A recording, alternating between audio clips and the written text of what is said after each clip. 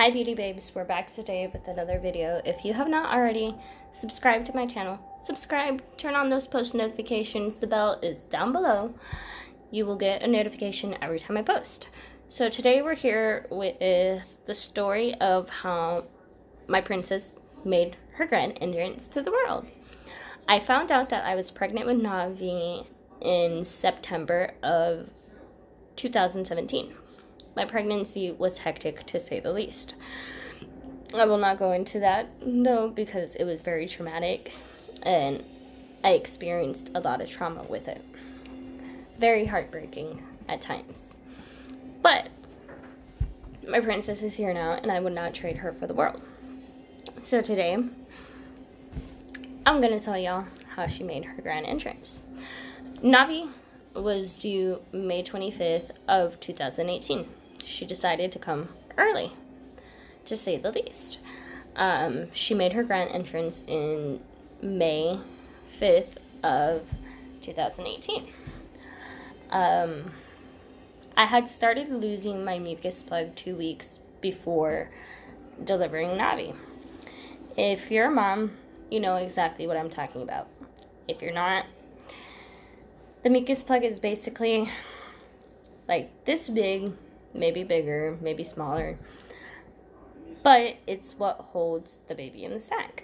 You know, you start losing your mucus plug, you know that it's almost time. Well, whenever I had started losing it, it was like this mucusy discharge, and I freaked out. And I texted my mom, and I was like, hey, like, I'm losing some weird mucus shit. You know, what's going on? Do I need to go into the ER? She's like, no, it's normal. You know, it just means the baby is getting ready to make her entrance. So I was like, okay. I went on about my business, carried on with my daily life, did everything that I normally did. You know, grocery shopping, going to the mall, walking, all the stuff that I normally did. Well, I get home on May 4th, and it's about bedtime. So I go and I shower and I get ready for bed, and I start watching TV with Navi's dad. We had an apartment together at the time, and I started contracting. I'm telling him, I was like, look, I think Navi is ready to come. And he's like, bullshit. And I was like, no, like, I seriously think that she's ready to come. You know, I'm contracting. They're becoming more and more frequent. Like, I'm in a lot of pain. And he's like, well, text your doctor. See what your doctor says. So I was like, okay. You know, I started texting my mom, and I started texting my doctor. And sure enough, my doctor tells me to come in. We literally did not even take our hospital bag or anything that we had packed. We went in with the clothes on our back because we were so excited to finally meet our little girl. So we get there, and you know, they automatically check me in. They give me my room. They start taking my vitals and whatnot. My mom was working that day, so as soon as she gets off of work, she comes to the hospital with my dad and my brothers and whatnot. So they gave me medicine to start speeding up my contractions, because as soon as I got there, Navi has always done stuff at the beat of her own drum. So as soon as I got there and she got all the attention, she's like, oh, everyone's paying attention to me now. Contractions slowed down rapidly. Like, I was having them probably every 15 to 20 minutes. So they gave me medicine to speed up the contractions. They kept coming in to see how far apart I was dilating and blah, blah, blah. When I got there, I was 2 centimeters dilated. As soon as they gave me that medicine, I jumped up to 4 centimeters dilated. So they keep coming in every so often. You know, my mom's also a nurse, so she was checking me every so often and, you know, monitoring my pain and just making sure that I was the most comfortable that I could be in that situation. Well, we got there maybe about 6 p.m. By midnight, my water breaks. A bitch thought she peed herself.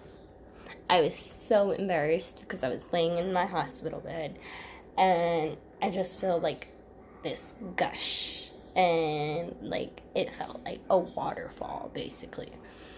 And you know, my face immediately turned red because both my brother and his girlfriend at the time were in the room. And I was like, oh my God, I peed myself. And her dad starts cracking up. My mom starts cracking up. My mom's like, no, you didn't pee yourself. That's your water breaking. She's going to be here pretty soon.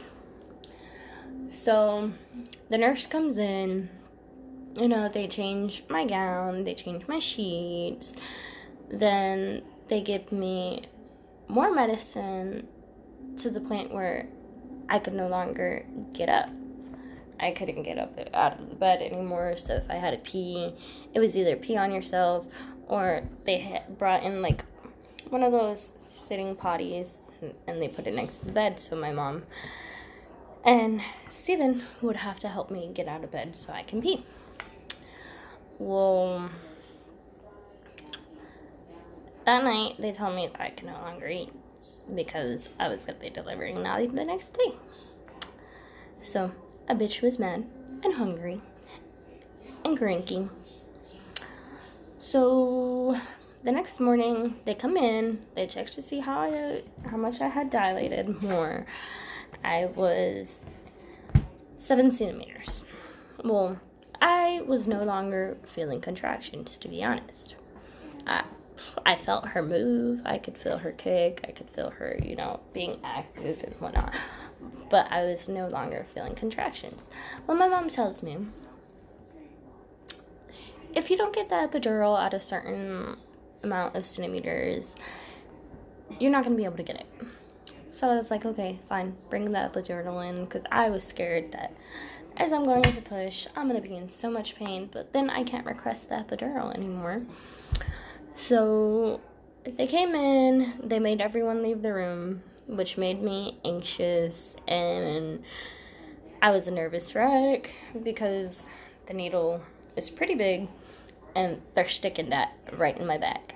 I move any slight movement, I could become paralyzed. So I'm like freaking out. They gave me 1 dose of epidural, my legs did not go numb. They gave me 2 doses of epidural. My legs did not go numb, but I started contracting really bad. They gave me 3 doses of epidural. My legs still did not go numb, but contractions were worse. So I'm screaming at the top of my lungs, I want my mom. My mom cannot come in the room. My mom can hear me from down the hall, though, screaming that I want her. Didn't scream that I wanted her dad. Navi's dead. I wanted my mom. So finally they gave me 7 doses of epidural. My legs went numb. So they leave the room. I'm still waiting for delivery. When a clock rolls around, I am fully dilated. Doctor isn't there. Doctor has not been there. Doctor is not in the office yet, or at the hospital yet. He's still at the OBGYN office dealing with patients. So I had to wait, fully dilated. So my mom keeps checking, you know, make sure that Navi is not crowning and that Navi isn't going to come before the doctor comes. Hi, Mimi.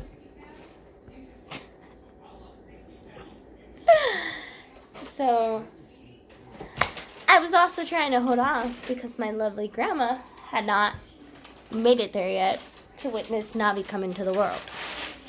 So we were holding off. Navi's patiently waiting. I'm patiently waiting. And 3 o'clock rolls around. Doctor finally comes in. Navi is crowning. They tell me to push. I didn't take no pregnancy classes, so I did not know what they meant to push. My mom was like, push like you're taking a shit. So I started pushing like that. And they'd count down from 20. So I'm pushing and pushing and pushing and pushing. Well, after a while, I got tired and I could not do it anymore. And I guess my mom and Steven noticed, because that's when they both got behind me. And they helped me push. They pushed up on my back so that I could continue to push. Well, by 3:20, I hear Navi's cry for the first time. And a sense of relievement came over me. And a sense of peace came over me. No matter how much pain, because I don't care what anyone says, even though you get the epidural, you can still feel the push. You know, you can still feel the sense of pressure whenever you're pushing. So, I hear her cry for the first time. They're cleaning her up. I can still see her, like, in my peripheral view. They come to remove, like, the rest of my placenta from the inside and whatnot. That shit, if you're not a mom, that hurts worse than contractions and pushing your child out. That is the most painful experience that I've ever done. They push on your stomach until the rest of the placenta is out. Well, finally, after they're done with me and they're done cleaning up Navi, Stephen gets to hold her for the very first time and immediately starts bawling his eyes out. So that made me cry. He walks her over to me and places her in my arms. And I start bawling my eyes out. I start crying hysterically because at the end of the day, it was all worth it. She was the most perfect little baby that I had ever laid my eyes on. And she was just wonderful. If you're not a mother, you will not understand what I mean by this.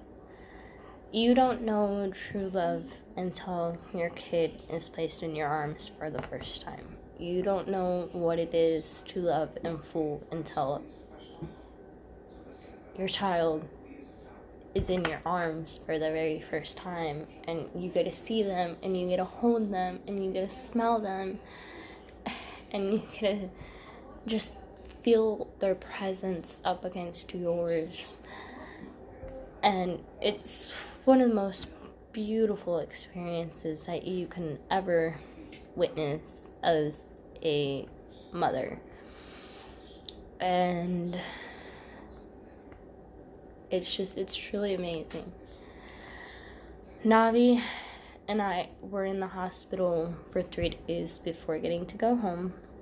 Once we were finally home, reality kicked in that I no longer had the nurse's help. It was me by myself to take care of my kiddo. But thank God my mother and the instincts kicked in. When people say that, you know, you have a hard time waking up at night with them, or that, you know, you don't sleep, or that you're always cranky afterwards, I never witnessed that. As soon as she would make a little sound in her bassinet, or whether she was laying in her bassinet or laying next to me, I immediately heard her. I gotta go for now. The kid's awake. I'm gonna close off here. Bye, beauty babes.